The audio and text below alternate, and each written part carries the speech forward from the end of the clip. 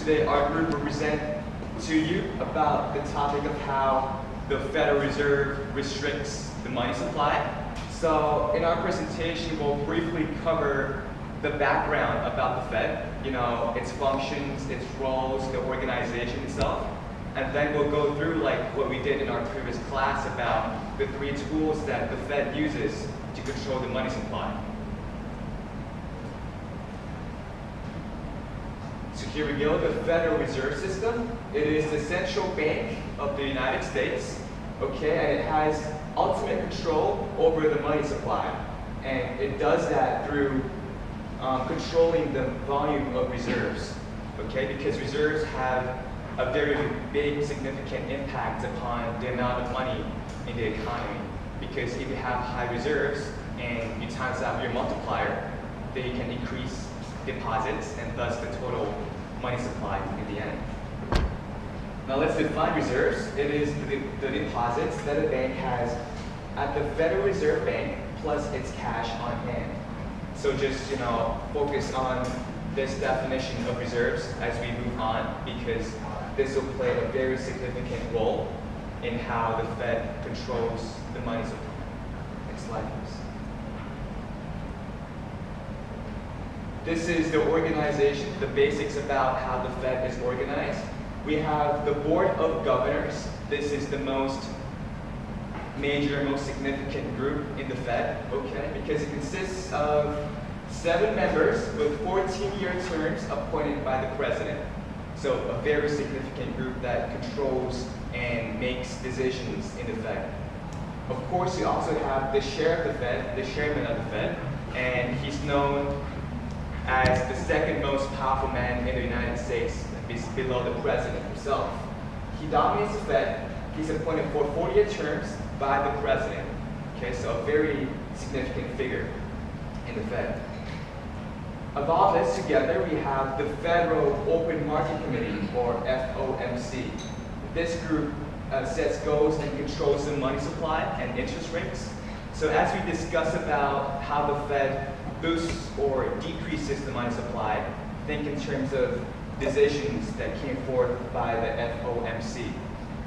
The FOMC consists of the Board of Governors, so this group right here, the president of the New York Federal Reserve Bank, and 4 of the presidents of the 11 other district banks. So pretty much you have very powerful figures in here, financial leaders of the US grouped together to make decisions accordingly of how to control the money supply that best fits with our economy.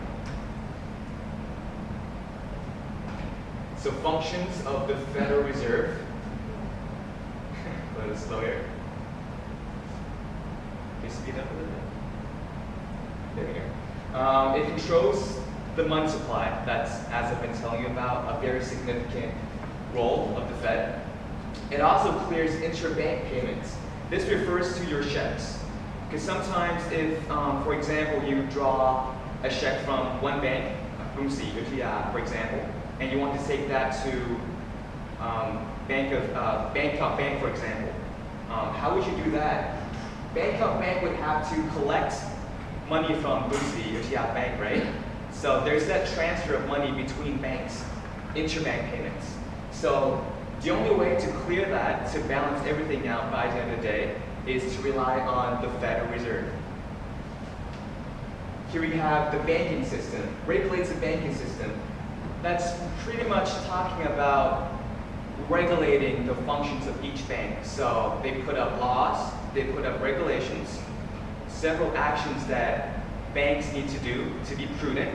So, focus on your actions, be kind to customers, focus on your duties, don't violate laws, don't take advantage of consumers, things like that. So it's the Fed that set up these rules so that commercial banks can act as efficiently as they can, and that it won't take advantage of your consumers.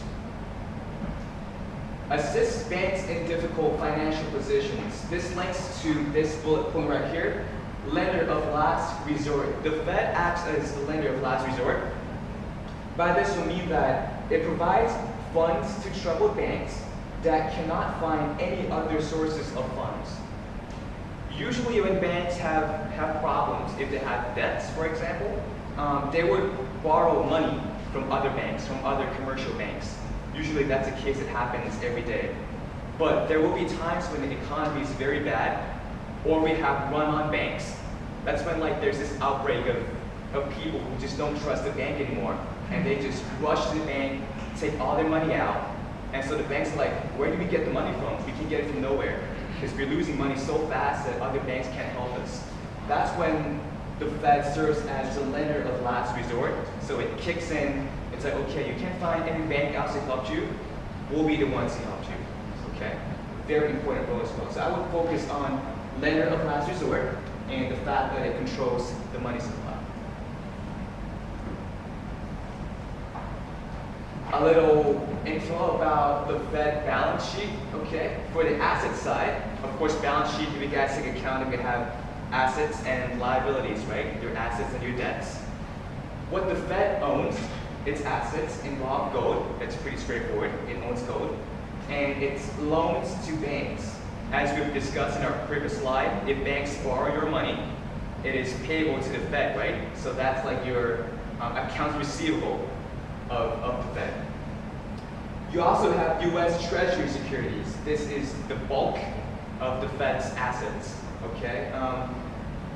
The Fed purchases the outstanding bonds out there in the market, and it keeps it with itself. So this is the most assets that the Fed has. And keep this in mind because this is very important.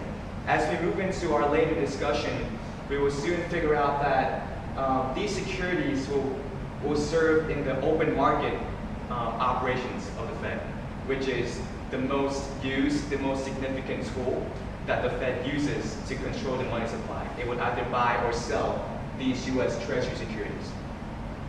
And all other assets, there's other things that come with them. Liabilities, okay. We got 5 categories here. The one in bold, Federal Reserve notes, make up the bulk of the debt, okay. So Federal Reserve notes refer to your money, your bank notes, the money you have.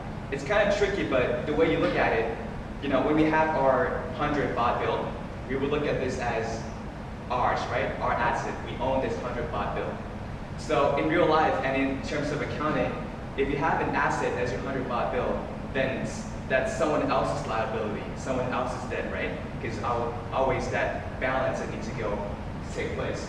So the Fed, who prints out these banknotes, serve as, they look at these banknotes as their liabilities because the money that is in your hands are your assets.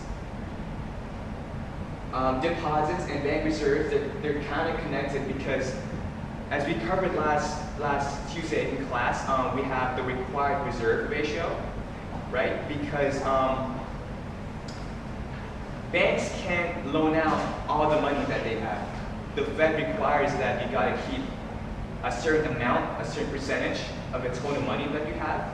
So the commercial banks would probably deposit 20% of their total funds into the bank. These are your bank reserves and deposits. So it's like you're putting your money into the Fed. The Fed owes you that money. Okay.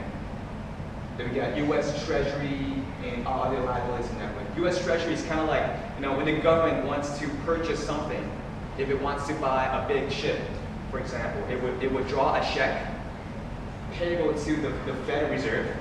So that's like the liability because, you know, one day I'm like, okay, we want to buy the ship now. I hand the check to the Fed. The Fed needs to give me that money. So that's where the U.S. Treasury comes in.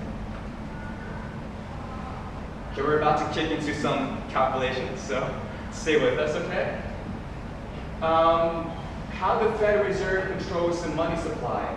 As we've stated, as we discussed, it relies heavily on reserves. If you increase reserves, then you increase the money supply, and vice versa. If you decrease reserves, you decrease the money supply. And we'll go into details of this. 3 major tools that the Fed uses to change our money supply. You have the required reserve ratio, the discount rate, and open market operations. And we'll discuss this one by one. Required reserve ratio, by definition, this is the percentage of its total deposits that the bank must keep as reserves at the Fed. Banks make profits by taking interest from loans. You deposit your money in the bank, they charge you interest. So if the banks want to maximize their profit, by nature they want to let out all the money they have, lend it all out, so we can have as much interest coming in as we can. But that's not prudent. It's not good for the economy as a whole. So the Fed set up this required reserve ratio saying there's a certain amount of money that you can't give out. You gotta keep it with us just to keep the economy in good shape. Okay? And in reality, the required reserve ratio is hardly changed, it's hardly used because it is a crude tool. As Roger said, it's a sledgehammer, so it has a very significant impact into the money supply. You change it by 5%, creates a big change, and it's very hard to control. Sometimes such changes, if it creates a negative impact to the economy, it's very hard to reverse. So it's hardly used. This table comes from your textbook, so if you want to refer to that as we discuss it, that's okay. It might help you guys. Disregard the bottom part because we're going to change the percentage a little bit. So focus just on the top, okay? In this case, the required reserve ratio is 20%. 20%. Commercial banks so far have $500 of deposits, reserves of $100, and loans of $400. Meanwhile, the Fed has assets, government securities of $200, liabilities